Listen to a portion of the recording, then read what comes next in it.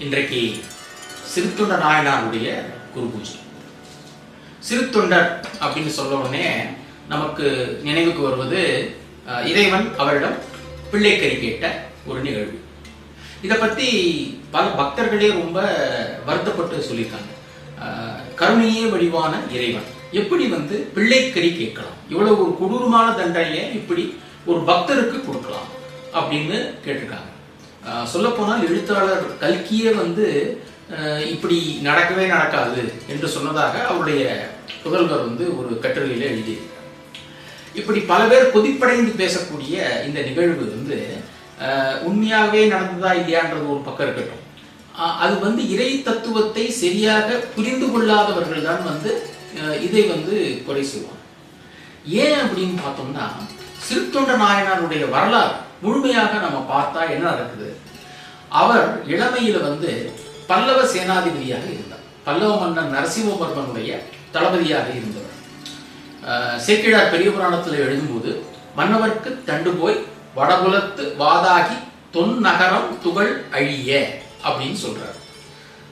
இரண்டாம் புலகேசி இங்கே படையெடுத்து வந்த போது அவனை தோற்கடித்தது மட்டுமில்லாமல் இங்கிருந்து துரத்தி போய் வாதாபி நகரத்திற்கு சென்று அங்கேயும் புலகேசியை தோற்கடித்து விட்டு அந்த வாதாபி நகரத்தையே கொளுத்திய ஒரு வரலாறு தான் இந்த வாதாபி கொண்ட வரலாறு. அதனாலதான் நரசிம்மவர்மனுக்கு வாதாபி கொண்ட நரசிம்மன் பேர் வந்தது. அந்த படையை வழிநடத்தி சென்றவர் பரஞ்சோதி. சிறுத்தொண்டருடைய பழைய பெயர் பரஞ்சோதி. போய் ஒரு மன்னவனை ஜெயித்தது மட்டுமில்லாமல் அந்த நகரத்தையே கொளுத்தி அந்த நகரத்தில் உள்ள அப்பாவி மக்கள், ஆண்கள், பெண்கள், குழந்தைகள் இவ்வளவு பேரையும் பெரிய துன்பத்துக்கு ஆளாக்கியவர். அது படைகள் தான் செய்தது என்றாலும் அதற்கு தளபதியாக பொறுப்பாக இருந்தவர் இந்த பரஞ்சோதி தான். அப்படி இருக்கும்போது இவ்வளவு பெரிய பாவங்களை செய்தவரை உடனடியாக எந்த விதமான ஒரு தண்டனையும் இல்லாமல் அப்படியே சிவனடியாராக சிவபதவி அடைவ செய்பவராக இறைவன் செய்து விடுவாரா? இறைவனுக்கு வேண்டுதல் வேண்டாமை கிடையாது. தன்னுடைய அடியார் தனக்கு வேண்டியவர், இவர் வேணாதவர் அப்படிலாம் கிடையாது. அதனாலதான் வள்ளுவர் வேண்டுதல் வேண்டாமை இலன் அப்படின்னு சொன்னார். ஸோ அதற்காகத்தான் இறைவன் ஒரு பைரவ வேடத்தை பூண்டு இந்த சிறுத்தொண்டரை சோதிக்க வருகிறார். சிறுத்தொண்டர் தினம் ஒரு அடியாருக்கு சாப்பாடு போட்டுவிட்டு சாப்பிடும் பழக்கம் உள்ளவர். அன்றைக்கு வேறு யாருமே இல்லை என்பதால் இந்த பைரவ வடிவத்தில் சிவனடியாரை பார்க்கிறார். அந்த கதை உங்களுக்கு தெரியும். எனக்கு பிள்ளைக்கறி வேண்டும் என்று கேட்டார். அதுவும் எப்படிப்பட்ட பிள்ளைக்கறி? தாய் அந்த பையனை பிடித்துக் கொள்ள வேண்டும்.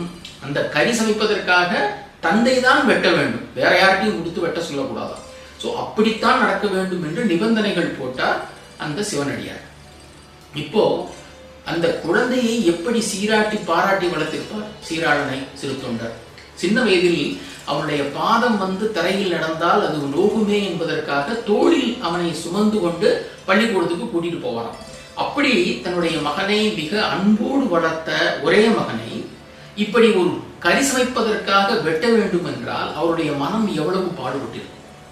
அது மட்டுமல்ல, தன்னுடைய மகனுடைய மூஞ்சியில, அதாவது முகத்தில் சீராட்டி பாராட்டி அழகு செய்த அந்த முகத்தை வெட்டி கறி சமைப்பதற்கு கூட அவருக்கு மனசு இல்லையா. அதனால அந்த தலையை தனியா எடுத்து வச்சுட்டாங்க. ஆனா அதுலயும் பாருங்க, இந்த சிவனடியார் சாப்பிடும் போது கறியெல்லாம் பரிமாறாகிவிட்டது. அப்போ இந்த சிவனடியார் கேட்டாதான், தலைக்கறி தான் எனக்கு ரொம்ப பிடிக்கும், அது எங்க கொண்டா அப்படின்னு. அவருடைய தாதியான சந்தனத்தாதி இவர் கேட்பார் என்று தனியாக அதையும் சமைத்து வைத்திருந்தார். சோ அவ்வளவு கடுமையான ஒரு நிலைக்கு, மன துன்பத்திற்கு சிறுத்தொண்டரை இறைவன் ஆளாக காரணம் என்ன அப்படின்னா, அவர் போய் அந்த படையெடுப்பில் செய்த அத்தனை அட்டூழியங்கள் இதை மறந்து பின்னால் சிவனடியாராக ஆகிவிட்டார். அவர் சேர்த்த அந்த பாவ மூட்டையை இங்கே கழிக்க வேண்டும் என்ற ஒரு விதி இருக்கிறது. அதனாலதான் சிவபெருமானே ஒரு அடியாராக பிள்ளைக்கறி கேட்டு இந்த மாதிரி நிபந்தனைகள் கொடுத்து அவரை கடும் துன்பத்திற்கு ஆளாக்கிவிட்டு அந்த பாவ மூட்டையை கழித்தார். அது கழித்த உடனே சீராளனை கூப்பிடு என்று சொல்லி அவர் கூப்பிட்டவுடன் அவன் உயிரோடு அதற்கு பிறகு அவருக்கு காட்சி கொடுத்து சிவபதவியை கொடுத்தார். அதனால் ஆண்டவன் கருணையே வடிவானவன், அதுல எந்த விதமான சந்தேகமும் இல்லை.